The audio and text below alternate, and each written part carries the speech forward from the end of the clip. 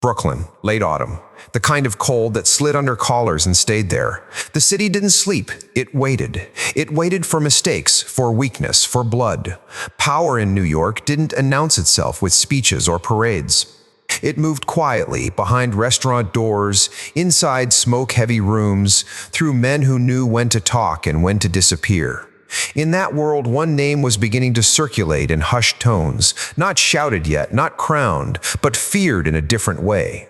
Not because he killed more men than the rest, but because he thought differently. He counted, he planned, he watched, and that made him dangerous. The old kings hated that. They ruled through tradition and terror, through inherited grudges and endless retaliation. Their power came from fear. But fear was expensive. It required constant maintenance. Bodies piled up, alliances shattered, money leaked out through funerals and bribes. The streets were soaked in yesterday's arguments. To the old men, this was order. To the younger ones, it was madness. And to the man at the center of this storm, it was opportunity. He wasn't born into respect. He carved it. He learned early that survival didn't belong to the strongest fist, but to the sharpest mind. While others memorized insults and vendettas, he memorized faces, routes, habits. He studied people the way bankers studied numbers. Everyone wanted something. Everyone had a weakness. The trick was patience. Let them show you who they really were. The war raging through the city was supposed to break him. Instead, it sharpened him. Bullets flew over territory that barely mattered anymore. The real money flowed through ports, warehouses, trucks rolling at night. While the bosses argued over borders drawn decades earlier, he was mapping the future, a system, a structure, something that didn't rely on temper or bloodline. Something that worked. That scared them more than any gun. At the top of the old order sat a man who believed control came from domination. He collected men the way others collected coins. Judges bent, cops looked away, politicians smiled and nodded. His word was final. Or it had been, until whispers started traveling faster than his soldiers. Whispers about a younger man who didn't ask permission, who spoke of cooperation instead of conquest, who treated crime like commerce. The decision to remove him wasn't emotional. It was practical. Ideas spread faster than fear, and once men started thinking, they stopped kneeling. So the order was given quietly. No war, no spectacle, just a clean end. A single bullet fired by someone close, someone trusted, someone who would never be suspected. Trust was the softest target. The bodyguard had been there through everything. He knew the routes, the meetings, the rhythms. He had taken bullets meant for another man and never complained. Loyalty like that built legends. It also built blind spots. When the offer came, it wasn't delivered with threats at first. It came wrapped in sympathy, in understanding, in money stacked neatly, smelling of ink and possibility. 100,000 reasons to forget the past. The bodyguard listened. He said nothing. Silence was his skill. He carried the weight of sick relatives, of bills that never stopped arriving. He carried the quiet resentment that came from risking your life and still being replaceable. He told himself it was just business, that the world he lived in didn't reward saints, that one decision could end years of struggle. He didn't know he was already being watched. The man he planned to kill had learned long ago that loyalty wasn't declared, it was tested. He paid attention to details others ignored. Who arrived late? Who asked strange questions? Who suddenly looked relieved? When a name crossed his desk tied to a familiar face, he didn't react. He didn't confront, he adjusted. He believed in letting people reveal themselves. The night of the meeting arrived, wrapped in routine. Same restaurant, same back room, same laughter that sounded convincing enough if you didn't know better. Numbers were discussed, futures imagined. Glasses filled and emptied. The bodyguard stood behind his target, heart pounding so hard it felt visible. His hand rested on the grip he'd carried for years. This was supposed to be the end of everything. He waited for the right second. The room was loud. The man at the head of the table turned slightly, distracted, exposed. Breath caught, finger tightened. The trigger was pulled, and the world didn't end. It paused. The sound that followed wasn't a bang. It was smaller, sharper, a hollow click that echoed louder than gunfire ever could. Conversations froze mid-sentence. Smoke hung in the air like a held breath. 8 men turned at once. The bodyguard stared at the weapon in his hand, confused, terrified, and slowly, calmly, the man he was supposed to kill set his glass down and turned around. Silence has weight. In that room, it pressed down on every chest, heavy enough to crush excuses before they could form. The man in the chair didn't rush. He didn't shout. He looked at the bodyguard the way a teacher looks at a student who has failed a simple test. Not angry, just disappointed. That look did more damage than violence ever could. The bodyguard's knees gave way. The gun slipped from his fingers and clattered against the floor, useless metal announcing its own betrayal. Words tried to escape his mouth and failed. Apologies tangled with fear. Justifications died before reaching his tongue. He understood now. He had been allowed to walk into this moment, guided here, exposed. The man stood slowly. Not tall, not imposing in the usual sense, but the room adjusted to him anyway. Power did that. It bent space. He spoke softly, forcing everyone to lean in, to listen. He spoke of knowledge, of patience, of choices. He spoke of a sick mother whose bills had already been paid that morning, of money waiting in an envelope that had nothing to do with bribes or threats. The bodyguard wept, not from relief. From shame. This wasn't mercy, it was instruction. He was told to leave the city before sunrise, to take his family and disappear into anonymity. No forgiveness, no second chances, just distance, the kind that erased names, the kind that let stories survive while men vanished. The bodyguard nodded, knowing any protest would be an insult. He crawled out of that room a ghost. The others stayed frozen, unsure if they had witnessed an execution or a lesson. They would talk later. That was inevitable. Stories moved faster than bullets. By morning, the tale would be everywhere. Not embellished, not exaggerated, just repeated. A man tried to kill him, he failed, and instead of blood there was understanding, control. Absolute dominance without violence. The old king heard the story and felt something unfamiliar, uncertainty. He demanded explanations. None satisfied him. His trusted collectors couldn't explain how the plan had been uncovered, how the weapon had failed, how the younger man had turned betrayal into theater. That was the most dangerous part. He hadn't just survived. He had displayed superiority. He had shown the city that force wasn't the only currency anymore. Meetings were called, alliances reconsidered. The old rules began to feel expensive. War required loyalty, and loyalty was suddenly in question. Men started to imagine a different arrangement. One where disputes didn't require funerals. One where profit wasn't interrupted by revenge.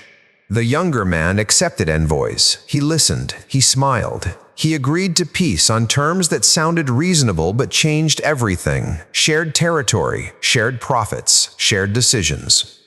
A structure that made impulsive violence inefficient. Some resisted, most adapted. Survival always favored those who could bend. Months later, a dinner was arranged. Public enough to feel safe, private enough to matter. The old king arrived confident, surrounded by men who had protected him for decades. He ordered food. He laughed. He didn't notice who excused themselves first. He didn't hear the shift in the room until it was too late. Gunshots echoed. The war ended not with a battle, but with a pause, with a recalculation. The younger man wasn't at the table when it happened. He was washing his hands, preparing to leave. Clean, uninvolved, untouchable. By the time sirens arrived, the future had already begun. What followed wasn't chaos. It was organization. 5 groups, clear boundaries. Votes instead of vendettas. Money flowed smoother, blood dried faster, the city adjusted, so did the legends. Stories about the night a trigger clicked and an empire shifted course. Children of soldiers would hear it whispered, about the man who never rushed, who never reacted, who waited. They would learn that power wasn't about pulling the trigger first, but about deciding when the trigger mattered. and somewhere far from New York, a former bodyguard would wake at night, hearing that click over and over, understanding that the moment he failed wasn't when the gun didn't fire, but when he chose money over foresight. He had gambled against a man who never gambled. The city moved on, unaware of how close it had come to a different future, a louder one, a bloodier one. Instead, it slid quietly into a new era, guided by someone who believed control was strongest when it didn't need to announce itself. And as the man walked the streets he now owned without owning, he smiled faintly, knowing this was only the beginning. The board was set, the pieces were learning their place, and the game had finally become interesting.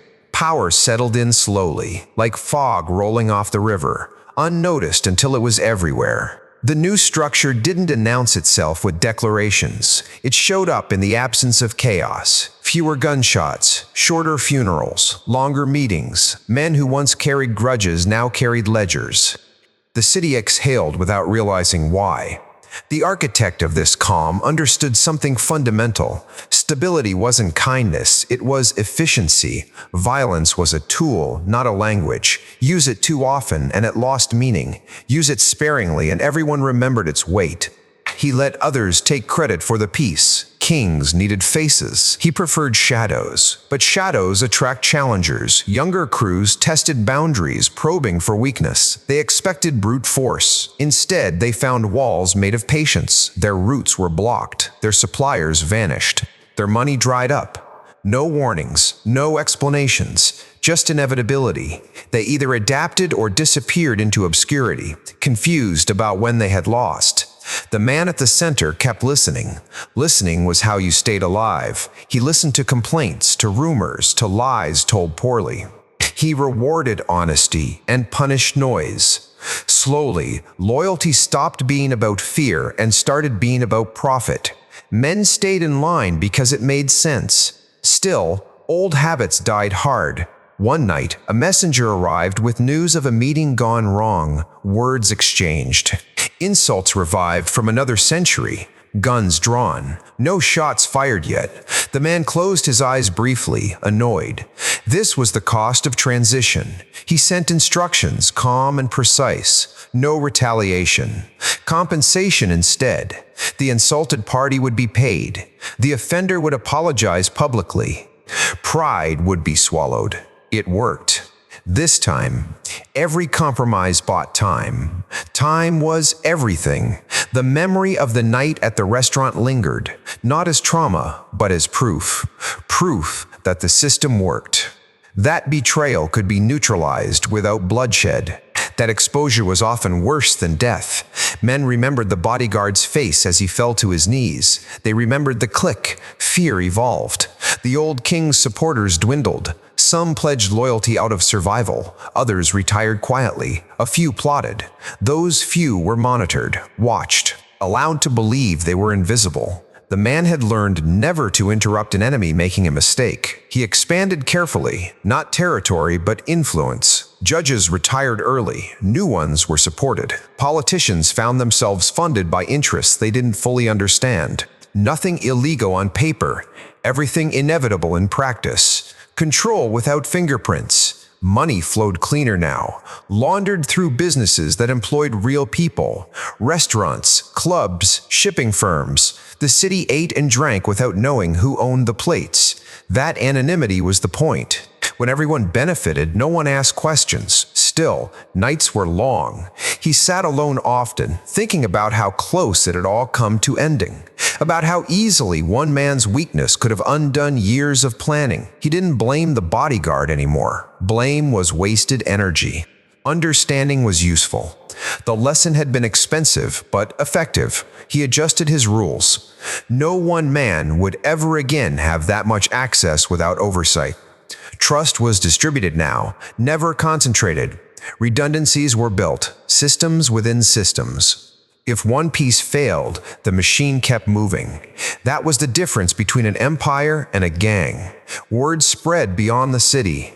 Other territories sent observers. They wanted to know how it worked, how peace was enforced without constant war. He welcomed them. showed them enough to intrigue, not enough to copy. He understood competition, better to be the model than the rival. Some left inspired, others left threatened. Threats were noted. Years later, historians would argue about when the change truly happened. Some would point to a murder, others to a treaty. But those who had been in that room knew the truth. It started with a click instead of a bang, with a man choosing restraint over rage, with a decision to expose rather than execute. That moment rewired the underworld. The man stood at his window one night, looking out over the city that no longer tried to kill him.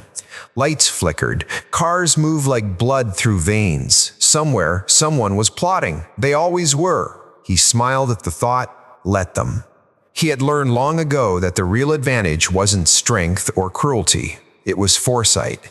Seeing the move before it was made, letting enemies believe they were ahead while guiding them exactly where you wanted them. The game continued. It always would.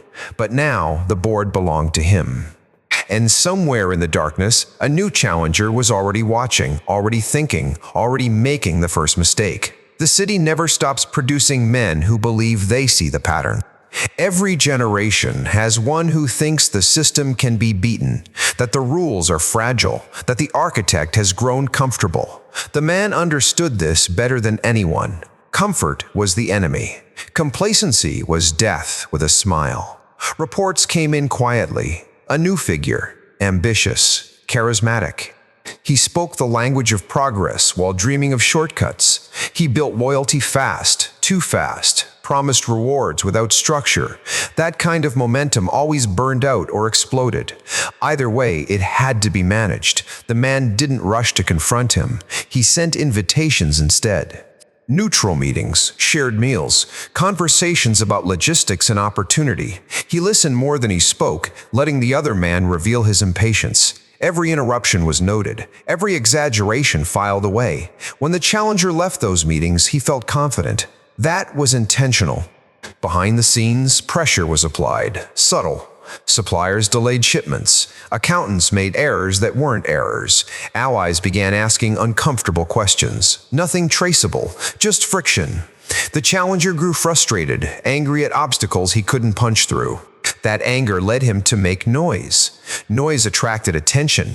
Attention invited consequences. A single warning was delivered through a third party. Calm, respectful, clear, slow down, align properly. There was room for everyone willing to follow the structure. The challenger nodded, smiled, agreed. He left the meeting already planning his next move. It involved violence. The man received the news hours before it happened. A planned ambush, a statement hit, the kind meant to announce arrival. He closed his eyes, disappointed, not angry. Violence was such a dull language. He authorized a response that involved no guns. By morning, the challenger's accounts were frozen, his safe houses compromised, his lieutenants detained on unrelated charges, his public supporters distanced themselves overnight. The ambush never happened. The men assigned to carry it out woke up unemployed and exposed. The challenger went into hiding, confused, paranoid, blaming everyone but himself. Within weeks, he was irrelevant. Another cautionary tale whispered over drinks. Another example of how the system swallowed impatience whole. The man took no pleasure in it. This was maintenance, like cleaning a machine so it didn't break down. Still, he remembered the early days. The blood, the chaos, the click. He remembered how fragile everything had been, how easily it could have gone another way. That memory kept him sharp. It reminded him that power wasn't permanent. It had to be earned daily. He invested in the future. Younger men with discipline, minds that asked questions instead of making demands. He taught them to think in decades, not days. To understand that respect lasted longer than fear. That money was louder than bullets if you knew how to use it. The city changed around them. Laws shifted. Markets evolved. Prohibition ended, and new opportunities emerged. The structure adapted without panic. While others scrambled, he had already prepared. Warehouses repurposed. Routes reassigned. The machine rolled forward. Journalists speculated. Politicians postured. None of it mattered.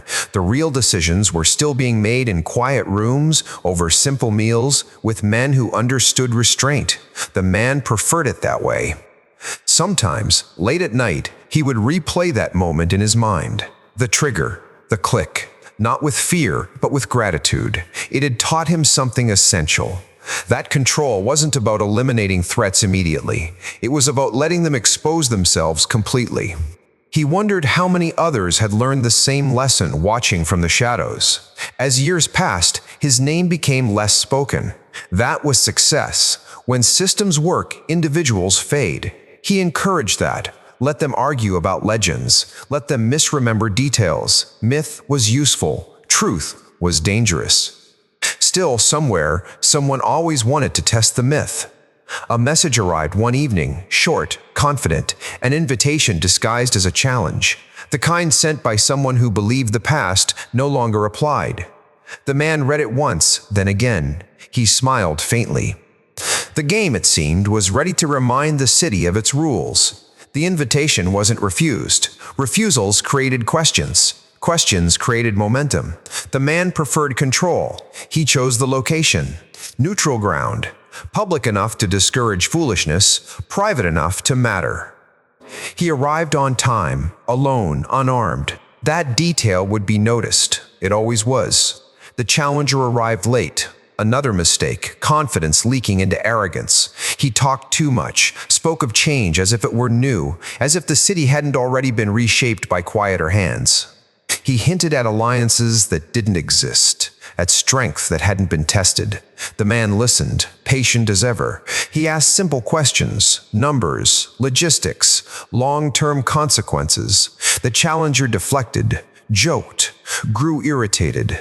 That irritation was the tell. Men who thought ahead didn't rush. Men who rushed didn't last. When the meeting ended, there were no threats, no ultimatums, just a handshake and a polite farewell. The challenger left feeling unresolved, uncertain whether he had been dismissed or underestimated. He had been measured. Within days, the consequences arrived. Not dramatic, not violent, just final. Partners withdrew. Credit vanished. Protection dissolved. The challenger lashed out, making his situation worse. Each reaction closed another door. Each door locked quietly. By the time he understood what was happening, it was too late. He tried to disappear. He failed. The system he thought he could beat had already accounted for his moves. He was found not by gunmen, but by accountants, lawyers, and old allies who no longer returned calls. He faded from relevance without a headline. The man watched it unfold from a distance, not out of cruelty, but confirmation. The structure still worked. The lessons still held. The city still rewarded patience over impulse. He thought back to the beginning, to the cold night, to the click that rewrote the rules. That moment had been a crossroads. One path led to endless war, the other to control. He had chosen control. Not everyone understood that choice. Some mistook restraint for weakness. They didn't last long. As age crept in, he delegated more, trusted the system he had built. It no longer needed him at every turn. That was the ultimate success. Power that survived absence. Influence that outlived presence. Stories continued to circulate. Embellished, distorted. The click became a bang in some tellings. The bodyguard became a villain or a hero depending on the teller. Truth didn't matter anymore. The lesson did. Never reveal your hand too early.